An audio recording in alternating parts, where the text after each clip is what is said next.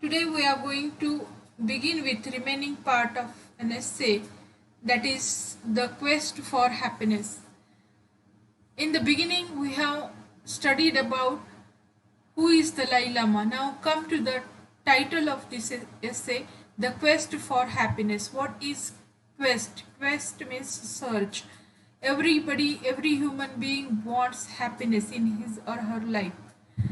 Dalai Lama says that a human being, see, he is talking about human being, survives only with hope. So there is difference between animal and human being. Human being does not satisfy with basic needs. Just suppose there is something to eat and have some shelter, that is not enough for any human being, but human being have certain hope. And what is hope? That definition of hope is here given to us. Dalai Lama writes, see here, and hope by definition implies the thought of something better. So if you are good today, you need something better than that. If you have such type of that means wish in your mind, thought in your mind, that is hope according to Dalai Lama. As I see it, our very survival depends on some idea of future happiness. See, due to his knowledge and wisdom, Dalai Lama can say something with such a simplicity. He says that hope means thought of something better in life. And with his experience, he tells us that he has seen that every person survives with some idea of future happiness. So idea of future happiness, again it means hope. But if we accept that human beings are fundamentally oriented towards the pursuit of happiness and avoidance of sufferings, it remains to be explored what it's meant by happiness and where it might come from. See, one fact should be accepted by everybody. What is that? That means human beings are fundamentally oriented towards the pursuit of happiness. Everybody wants happiness in his or her life, oriented towards, moved towards, or wanted to get that thing, fundamentally directed towards, oriented towards, directed towards, aimed at. So we find in human being that in his life he pursues, he wants that happiness and he wants to avoid that suffering. So two things are very important.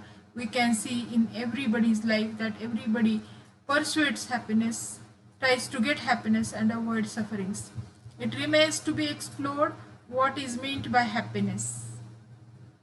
So if you want to know about what is that happiness mean, so here that explore, this word is very important. We need to search for that, what is happiness. So here the quest for happiness, and here he begins his discussion with this thing. What is the thing?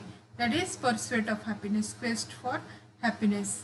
And everybody has this hope in his or her life, he says. So happiness is rather general term, so there is potential for misunderstanding. So it is very general term according to him. So there is no need of having any type of misunderstanding about this happiness, he says. For example, it should be made clear that in these books, a secular context, we are not talking about religious conceptions or ultimate happiness. So religious conceptions means what? See, it is about very simple and normal human life, what happiness means. But if you want to know into that religious context or conceptions, happiness is something different than what is here discussed in this essay. Actually, when you go towards that religious concept of happiness, there you have redemption, there you have that term soul, freedom of soul, all these things, these are there, but here it's very simple thing. In day-to-day life, what happiness means in normal persons, human beings life, what happiness means, that is discussed in this essay. But rather the simple joy or happiness we all understand in an ordinary or everyday sense. So now here he differentiates that he wants to discuss very ordinary day-to-day happiness, not that very high level, that is religious conceptions of ultimate happiness. So this is how very different than the day-to-day life happiness.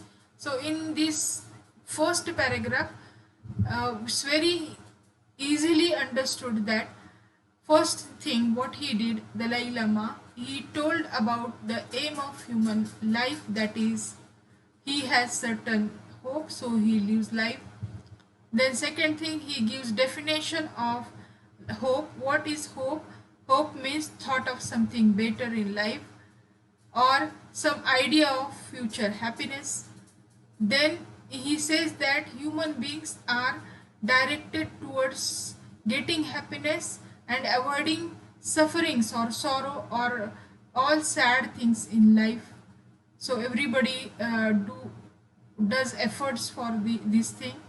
So in that, now it is very important to know about happiness, he says. So what is happiness?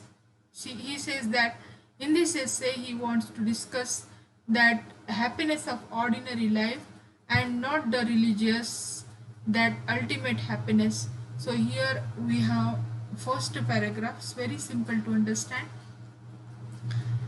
As I noted earlier, for beings of our complexity, achieving happiness is not straightforward. Unlike dog or cat happiness, for example, human happiness requires more than the simple satisfaction of sensory appetite.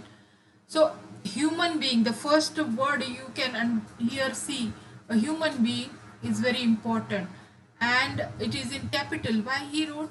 Because all this essay is about human being and how human being is different from animal. So he says that I noted earlier. He has noted in the beginning, the first word of this essay, that this essay is about not animals but it is about human being. So what is difference between that? For beings of our complexity, so achieving happiness in human beings is not easy like animals, because in animals if you feed animals and give proper shelter, that is enough. So happiness, for example, human happiness requires more than the simple satisfaction of sensory appetite. Sensory, we have five senses and all that needs of body we have. So here that is not just that fulfilling such sensory appetite of, but that happiness is more than that for human beings, he says. So what are the sources of human happiness then? See, he now comes to very direct that important point. So what are the sources of human happiness, question mark. So he gives himself all the discussion as an answer to this question. So what is that means answer? See, there are sources he has supplied to us. Three factors immediately suggest themselves, which I think most people will agree. So what is or what are the sources of human happiness? There are three factors according to Dalai Lama, and he says that all people will agree on my opinion. So what are these things? These are, see, wealth, health and friendship. Wealth, health and friendship. So he says that contribute significantly to human well-being, and these are namely wealth, prosperity, health and friendship or companionship. So now it is clear to us that we are going to discuss these 3 points in this essay, how these three things can bring happiness and to what quantity or extent these three things are helpful to get happiness in human life. So let us start with wealth. First of all, the first point, wealth. Does our material situation affect our happiness? He asks this question to us, our listeners.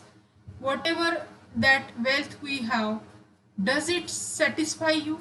Does it give happiness to you? You can just look into your family and family wealth. If you are rich, are you satisfied enough? If you are middle class person, are you satisfied? Or are you satisfied with whatever that financial status you have? Well, certainly it does. It would be foolish to deny the importance of material factors to our well-being.